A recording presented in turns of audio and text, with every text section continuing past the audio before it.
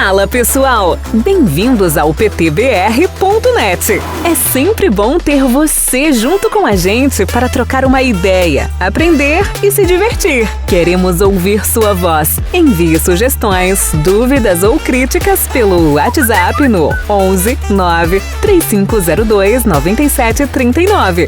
Sua participação faz toda a diferença para deixar nosso conteúdo sempre afiado. Manda sua mensagem e vem com a gente. Olá, bem-vindos a mais uma conversa nossa sobre narrativas antigas. Hoje a gente mergulha numa história, olha, cheia de reviravoltas. Com certeza. Começa com todo mundo junto, falando a mesma língua. Exato. E aí tem uma ambição enorme, uma torre. E de repente, tudo muda. Dispersão, novas línguas e o foco vai para uma família específica. É uma mudança de escala fascinante no texto. Nossa missão aqui é tentar entender essas camadas, né?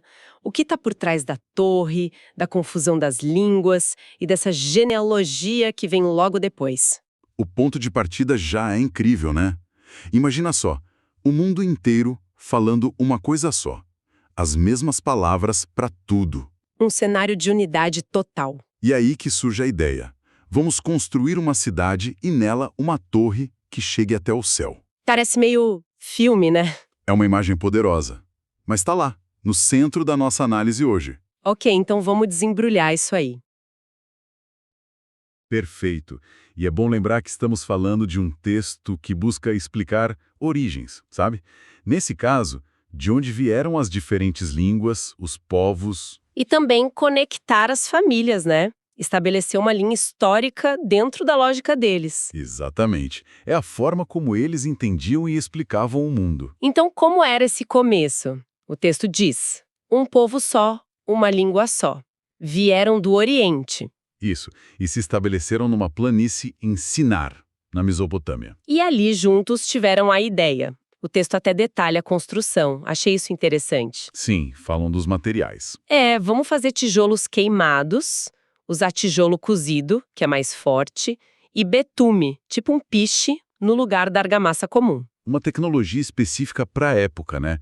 Mostrando um certo desenvolvimento. Totalmente. E o objetivo era muito claro e bem ambicioso. Uma cidade e uma torre que chega até o céu. E eles mesmos dizem o porquê, né? Sim, para ficarem famosos e para não serem espalhados pelo mundo. Tem um desejo de nome ali, de reconhecimento. E um medo, claro, da dispersão, da fragmentação. Querem controle, querem ficar juntos, centralizados. Essa coisa de chegar até o céu. O que será que significava exatamente para eles? Ambição pura. Pode ser, uma ambição talvez desmedida, sabe? Quase um desafio. Ou talvez algo mais prático, tipo um marco de segurança, um ponto de referência visível de longe para manter a unidade. Faz sentido. Mas a narrativa parece que pende mais pro lado da ambição excessiva, né? Do orgulho. Exato. A forma como a história continua sugere que essa atitude foi vista como um problema, um excesso de confiança humana. E aí, segundo o texto, essa construção toda chama a atenção divina. Descreve que o Senhor desce para observar. Uma imagem bem antropomorfa, né? Descer para ver de perto. A mesma língua, quase um reconhecimento da força que essa unidade dava a eles. E logo emenda numa preocupação, né? Isso, tipo, isso é só o começo. Logo eles vão poder fazer tudo o que quiserem. Parece uma preocupação com o poder humano sem limite, sabe? Um potencial que precisaria ser contido na visão da narrativa. E a decisão divina é intervir diretamente na comunicação, vamos descer e atrapalhar a língua deles. A ideia é que um não entenda mais o outro. E o efeito é imediato. A confusão linguística simplesmente para o projeto. Imagina a cena. Ninguém mais se entende, a construção para na hora. Exatamente. E o resultado é o oposto do que eles queriam. Em vez de ficarem juntos e famosos, eles são espalhados por toda a terra. E o lugar ganha aquele nome famoso. Babel, que o próprio texto liga a palavra hebraica para confundir, atrapalhar. A narrativa cria essa conexão direta. Então Babel vira o símbolo dessa confusão e da origem das línguas diferentes. Isso. Olhando o quadro geral, essa história funciona como uma explicação mítica para a diversidade humana. Línguas, culturas, tudo teria começado ali, como resultado dessa intervenção para frear a ambição humana. É uma narrativa sobre limites, então. Em grande parte, sim. Sobre as consequências de tentar ultrapassar certos limites pela força da união e da tecnologia. A fragmentação é a consequência direta. Bem impactante essa primeira parte, mas aí, logo depois de contar sobre essa dispersão toda, a narrativa dá uma virada, né? Sim, o foco muda completamente. Deixa essa visão global da humanidade se espalhando e começa a seguir um fio bem específico. Uma linhagem familiar. Exatamente, começa com Sem, que era um dos filhos de Noé da história do dilúvio. É como se a câmera fechasse o zoom, saindo do mapa mundi para focar numa única árvore genealógica. Uma ótima analogia, e aí a narrativa desacelera bastante. Sim, em vez de ação, temos uma lista, né? Nomes, idades... É uma genealogia detalhada. Traça a linhagem de 100 por umas 10 gerações, mais ou menos, até chegar num personagem chamado Terá. Aparecem nomes como Arpaxade, Sela, Éber. Esse nome Éber é interessante, talvez tenha a ver com a origem da palavra hebreu. É uma possibilidade que muitos estudiosos levantam sim. A conexão linguística é plausível. Mas o que mais chama atenção nessa lista, para mim, são as idades. O pessoal vivia muito, centenas de anos. É impressionante, né? Uma longevidade extraordinária. Mas você percebe um padrão. Sim, apesar de viverem muito, parece que a idade vai diminuindo um pouco a cada geração, né? Exatamente. E essa observação é chave. Genealogias em textos antigos serviam para muita coisa. Dar continuidade histórica, legitimar personagens. Conectar o presente com o passado deles. Isso. E marcar a passagem do tempo. Mas essa longevidade altíssima que vai diminuindo, isso pode ter um significado simbólico forte. Tipo o quê? Talvez um distanciamento de um estado original, mais ideal, sabe? Quem sabe ligado às consequências do dilúvio, ou mesmo de Babel. O mundo estaria mudando, e a vida humana junto. Interessante. Uma queda gradual. E tem um nome curioso na lista, Peleg. O texto não explora, mas o nome pode ter a ver com a palavra hebraica para divisão. Ah, fazendo um eco com Babel, talvez? A divisão das terras, dos povos? É uma interpretação possível. Reforçaria como aquele evento marcou as gerações seguintes. De qualquer forma, essas listas eram essenciais para situar os próximos personagens importantes na história. Faz sentido. E essa lista toda, então, nos leva até Terá. O texto diz que ele, com 70 anos, foi pai de 3 filhos: Abrão, Naor e Harã. E aí o foco se fecha ainda mais nessa família. Vamos conhecer um pouco eles. Um dos filhos, o Harã, teve um filho chamado Ló, mas morreu cedo, né? Sim, morreu antes do pai, Terá, lá na cidade natal deles, Ur dos Caldeus, na Mesopotâmia. O texto até chama de Babilônia. E os outros filhos? Abrão casou com Sarai e Naor casou com Milca. Que era filha do irmão falecido, Harã, sobrinha dele, então. E tem um detalhe sobre a Sarai que o texto faz questão de mencionar já aqui. Ah, sim. Crucial para o que vem depois. Sarai não tinha filhos, era estéril. Essa informação fica plantada ali e vai render muita história. Com certeza. Prepara o terreno para narrativas futuras sobre promessas e superação da esterilidade. E aí essa família começa a se mover. Terá toma a iniciativa. É ele quem começa a jornada. Sai de Ur dos Caldeus, que era uma cidade importante, né, um centro urbano, e o destino na cabeça dele era Canaã, a oeste. Um objetivo claro. Ele leva o filho Abrão, a nora Sarai e o neto Ló, que era filho do Harã que morreu. Mas eles não chegam lá, né? Não, a viagem é interrompida.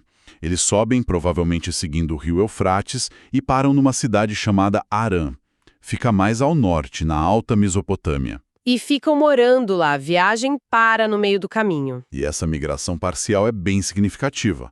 Primeiro, é um rompimento com Ur, um centro cultural e religioso importante da época, e compasso de espera. Um lugar de transição. Pode ser visto assim. E olha que interessante o contraste com Babel. Lá, o povo queria se fixar, para não se espalhar, e o projeto falha. Aqui, uma família inicia uma migração saindo de um centro, mas para antes de chegar ao destino final. É verdade. Lá era para evitar a dispersão, aqui é uma dispersão voluntária que não se completa de cara. Justamente. E essa parada em Harã prepara o cenário para a jornada que o Abrão vai fazer depois, após a morte do pai. É como se a história estivesse se ajustando, saindo do projeto coletivo frustrado para focar numa jornada familiar, talvez guiada por outra coisa. Uma mudança de foco e de motivação, talvez. E o texto encerra essa parte dizendo que Terá morreu ali mesmo, em Harã, com 205 anos. Isso, a jornada para Canaã ficou para a próxima geração liderar. Então, para a gente amarrar tudo isso que a gente conversou hoje, o que fica? Começamos com a Torre de Babel. Uma explicação poderosa, dentro da visão do texto, para a origem das línguas e para a dispersão dos povos. Uma resposta a uma ambição vista como excessiva. Depois, vimos a genealogia não só como lista, mas como um jeito de traçar uma linhagem específica, de Sem até Terá, marcando tempo e talvez até uma mudança na condição humana, com a longevidade diminuindo. E estabelecendo a linhagem que seria central dali para frente. E, por fim, acompanhamos Terá e sua família saindo de Ur, mas parando em Harã. Uma viagem iniciada, mas não concluída por ele, que deixa o palco pronto para Abrão. Vemos claramente essa mudança de escala, né? Do global para o familiar, da unidade rompida para o foco numa linhagem particular. E quais temas principais a gente pode destacar dessa conversa toda? Olha, acho que a tensão entre a ambição humana e a ideia de limites, né? Sejam limites naturais ou divinos, como o texto coloca. A questão da origem da diversidade cultural e linguística também é forte. Sim, como uma consequência de um evento específico, não uma evolução gradual. E a importância da genealogia para construir identidade, legitimidade e talvez até apontar para um destino especial daquela família. Babel cria o contexto do mundo fragmentado. E a genealogia e a migração de Terá selecionam, nessa fragmentação, a família que vai protagonizar as próximas histórias. É uma transição narrativa-chave. E essa nossa conversa deixa umas perguntas no ar, né? Pra gente pensar. Sempre bom. Por exemplo, como será que essa ideia de uma origem comum, mas depois uma separação meio que imposta, como em Babel, mexe com a nossa percepção das diferenças entre culturas e línguas hoje em dia? A gente vê como barreira ou como parte de algo maior? É uma ótima reflexão. E sobre a segunda parte, o que essa ênfase tão grande numa linhagem específica sugere? Sobre ideias como destino, eleição, missão, conceitos que aparecem muito nessas narrativas antigas e que, de certa forma, ainda moldam identidades por aí. Fica aí a provocação para quem nos ouve. E aí, gostaram dessa nossa análise de hoje? Ajudou a conectar os pontos dessa história tão rica? Esperamos que sim. Se curtiram, não esqueçam de deixar um like, um comentário onde quer que estejam ouvindo a gente. É muito legal saber o que mais interessou vocês ou que outras dúvidas surgiram. Esse retorno é importante para nós. Bom, por hoje é isso. Encerramos aqui nossa exploração. Obrigada pela companhia nessa viagem por torres, línguas e linhagens. Valeu, pessoal. Até a próxima.